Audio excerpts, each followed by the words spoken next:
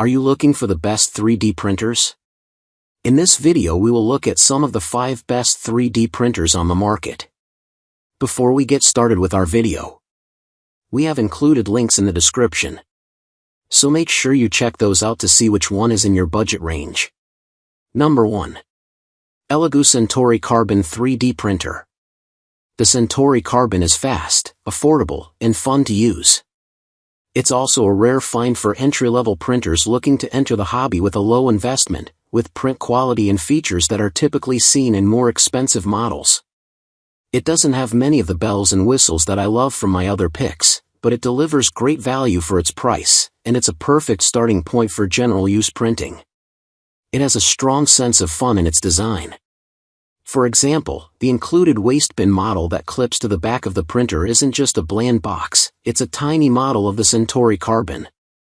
I felt the slightly playful nature of the design reflected a desire to make things enjoyable for the user, something that included keeping setup simple, with a box to benchy time of 1 hour, 11 minutes, the fastest time I've found to date. Elegoo seems to want to balance a streamlined UI with robust options.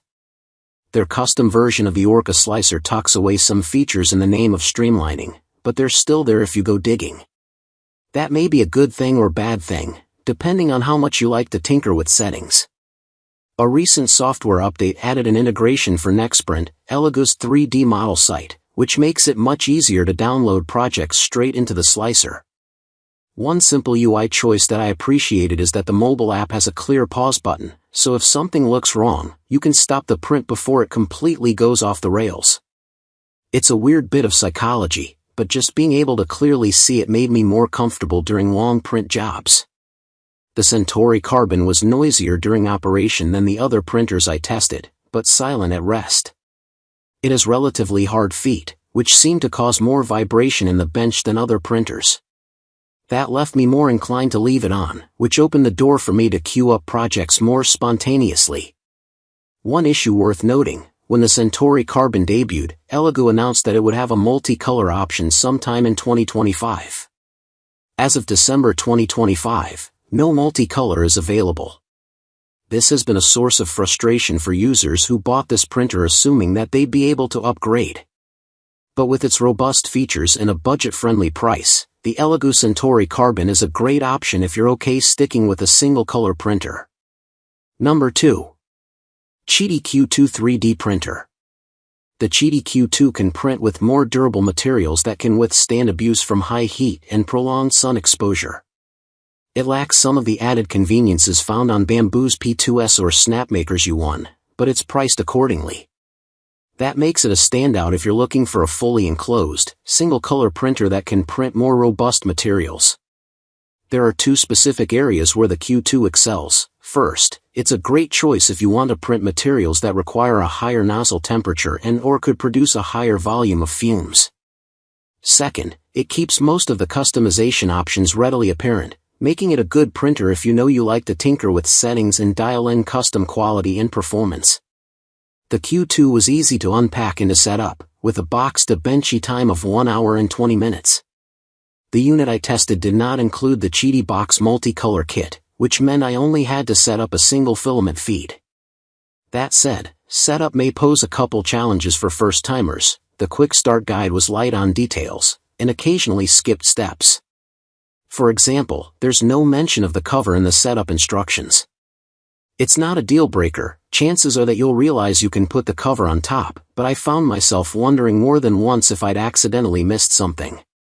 Once the Q2 takes over the process and begins to calibrate, though, setup is a breeze. I found almost everything about the Q2 worked right out of the gate. If you find that you need to make tweaks, though, there is a library of helpful tuning tutorials with photos. I wish someone handed me these back when I started 3D printing. It has single-band, 2.4 GHz Wi-Fi, which allows you to send files directly to the printer, and an interior camera so you can monitor prints remotely. The Q2 is relatively smooth and quiet while printing, though it keeps a fan running even when idle, ironically making it both among the quietest and loudest printers I tested. It has an AI error detection that can potentially spot the spaghetti strands of filament caused by a failed print. Mine went off twice, alerting me in time so I could make adjustments before the print went off the rails. I did run into an issue with a clogged nozzle after about 60 hours of printing. When I took off the cover, I pressed on the nozzle fan and found it had snapped its support struts. I'm not sure if the fan went bad and caused the clog, or if I damaged the fan when I pressed on it. Regardless, QIDI sent a replacement fan and hot end, and I was up and running with relative ease. While my tests focused on basic filaments such as PLA, PETG, and TPU, the QIDI Q2 has a higher temperature nozzle, 370 degrees Celsius, and an interior box temperature of up to 65 degrees Celsius. This allows it to print with more robust materials, like polycarbonate, PC, and acrylonitrile butadiene styrene, ABS. It also ships with a hardened steel nozzle, allowing it to print materials like carbon fiber, CF, or glow-in-the-dark filaments, which would damage softer brass nozzles. If your long-term printing goals include using your printer to make automotive parts, or other, more durable items that need to withstand high temperatures and forces, I think the Q2 can help you learn the ropes, and get where you want to go once you know what you're doing. Number 3. Creality Ender 3V SE 3D Printer. I have a lot of affection for the Creality Ender 3V3 SE. My colleague Sasha Brodsky recommended it as our easiest to use pick when it launched in 2023, and for good reason. It was one of the first 3D printers to come mostly assembled, with clear instructions and enough user support to get you up and running, as well as features like automatic bed leveling that made the printer far easier to use than other models available at the time. Today, the V3 SE is older than most of my recommendations, but it's still an attractive, and very affordable, option. In its heyday, it was an outstanding selection for those new to 3D printing, and helped bring features like auto-leveling and partial assembly to market at an affordable price. 3 years later, it still compares favorably with newer models in terms of setup time, with about an hour and a half from box to benchy, putting it only a little behind the single-color enclosed printers on our list. It's worth noting that even a few years in, I use this printer fairly regularly, especially when printing TPU or other flexible filaments. Softer plastics are generally susceptible to print issues, especially in enclosed printers that tend to run hot. If you're not careful, you can end up with a sticky, stringy mess of a print, or even a clogged nozzle. Luckily, the Ender 3V3 SE's open frame and durability manages heat well, and gets the job done with ease. I've never had a problem, and that's what keeps me coming back. That said, the design has started to show its age. It doesn't have Wi-Fi, so you'll either have to set up a controller, such as a Raspberry Pi, or shuttle an SD card back and forth. With a max toolhead speed of 250 mm per second, it's far slower than modern printers like the QIDI Q2, which can run at up to 600 mm per second. It also has a smaller print bed, no camera for remote monitoring, and no error detection. The Ender 3V3 SE is capable of producing attractive prints, but the quality you'll get is dependent on your ability to dial in the settings. It doesn't automate settings or provide a seamless integration with online models. It also doesn't have advanced calibration features like input shaping, which updates the printer's settings to account for environmental vibration. Instead, you'll need to hand calibrate all those settings.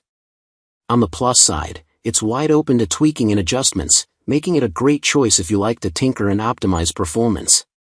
Number 4. Elegoo Mars 5 Ultra 3D Printer. Testing the Elegoo Mars 5 Ultra was an exercise in both delight and frustration.